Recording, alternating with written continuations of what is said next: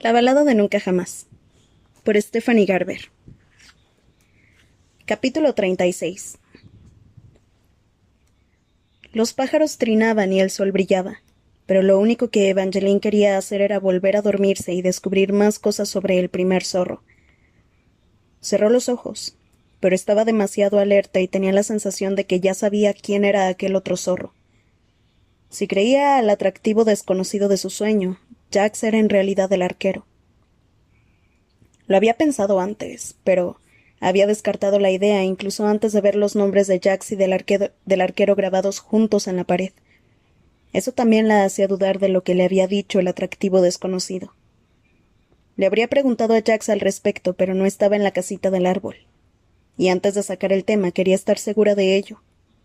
Lo único que tenía era la palabra de aquel atractivo desconocido. La última desconocida servicial a la que había conocido, Petra, intentó matarla. Y teniendo en cuenta cuánta gente había deseado asesinarla, no era una locura suponer que aquel atractivo desconocido quería lo mismo, meterle ideas en la cabeza que la hicieran desconfiar de Jax. Evangeline decidió descartar la idea y alejar de su mente al atractivo desconocido mientras salía de la cama y bajaba a comer a la acogedora taberna. Casi esperaba que aquella parte de la madriguera también hubiera sido un sueño. Pero, como el día anterior, se sentó ante una mesa y la comida apareció ante ella como un reloj. Lo único que faltaba era Jax. Mientras comía no dejaba de levantar la mirada esperando encontrarlo apoyado en la puerta. Casi se dejó llevar por el pánico cuando terminó de comer y él todavía no había aparecido. Pero era difícil mantenerse asustada en un sitio como la madriguera. En aquella posada de fantasía todo inspiraba curiosidad en lugar de miedo. En un cuarto de baño de la tercera planta encontró una deliciosa bañera de cobre que le recordó al reloj del pasillo. Tenía unas adorables manecillas enjolladas y un grifo que vertía agua de distintos colores en una variedad de aromas. Madreselva lila, rosa lavanda, pino verde, lluvia plateada. Mezcló la lluvia y la madreselva y salió de allí oliendo como un día dulce y tormentoso. No esperaba poder darse un baño, pero su espalda estaba totalmente curada. En realidad era un poco decepcionante. Ahora que estaba curada, suponía que Jax querría llevársela de allí tan pronto como regresara. Todavía quedaba una piedra más por encontrar.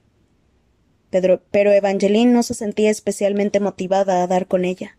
Como había descubierto antes, la madriguera no era un lugar donde fuera fácil mantenerse asustada o inquieta, y su búsqueda de las piedras había estado inspirada por el miedo. En ese momento no lo tenía. De hecho, no recordaba un instante en el que se hubiera sentido más tranquila, y sabía de algún modo que Apolo también estaba vivo, a salvo. Sin Jackson y sin nadie más, la madriguera debería haberle parecido un lugar solitario. Pero curiosamente no parecía vacío ni solitario. Aquel era el lugar más seguro donde había estado.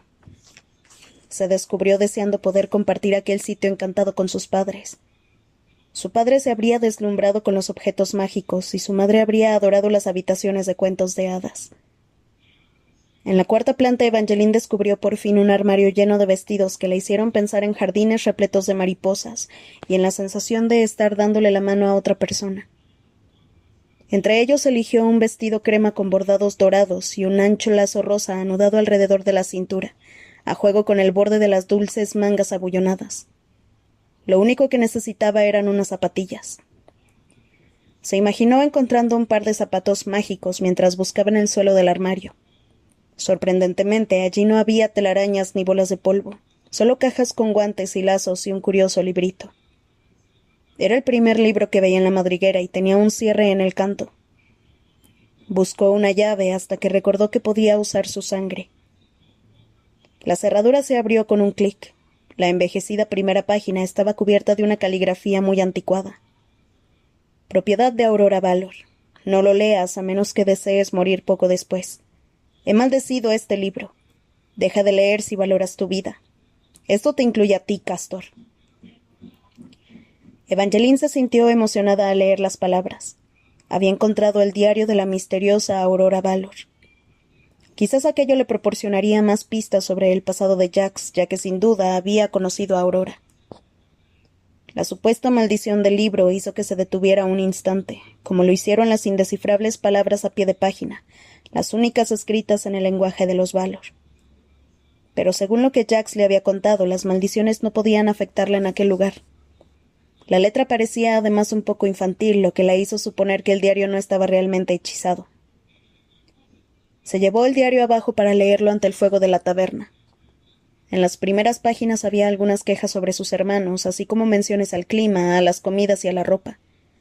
Parecía que Aurora había llevado una vida muy mundana, o que seguía intentando disuadir a los lectores, incluyendo solo detalles aburridos.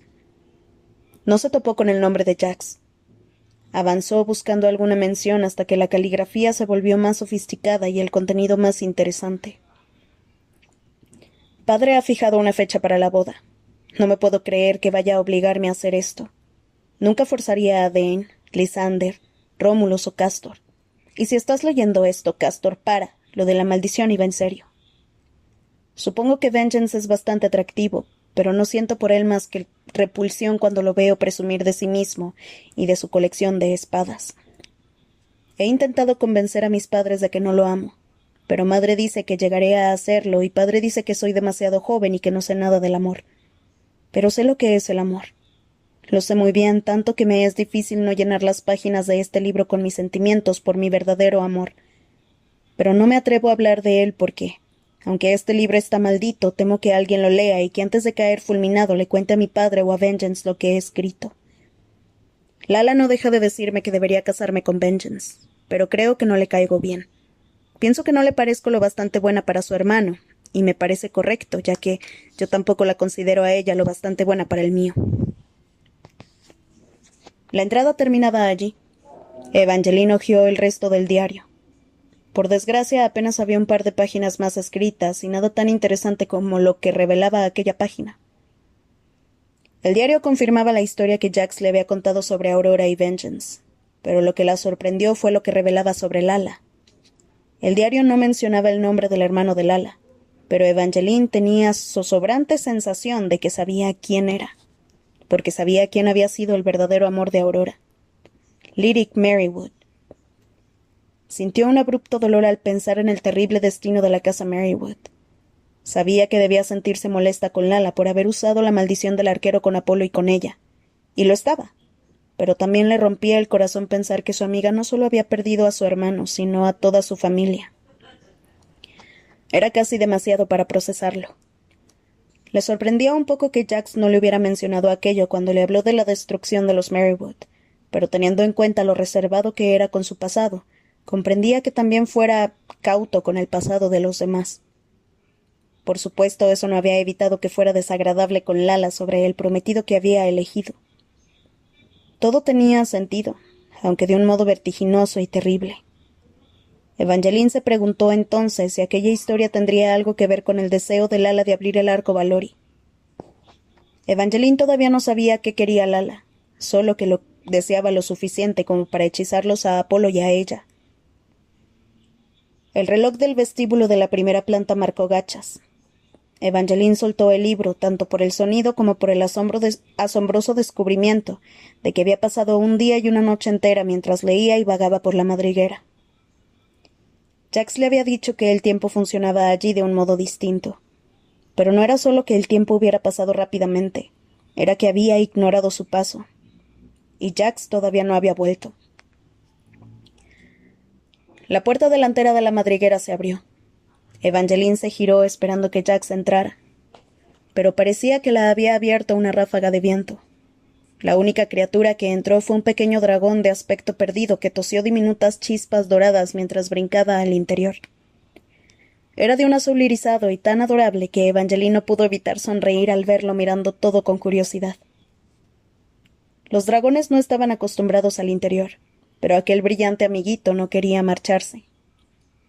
Evangeline mantuvo la puerta abierta un helado minuto entero, pero el minúsculo dragón voló hacia el reloj y se golpeó la cabecita mientras intentaba llegar a los péndulos de joyas.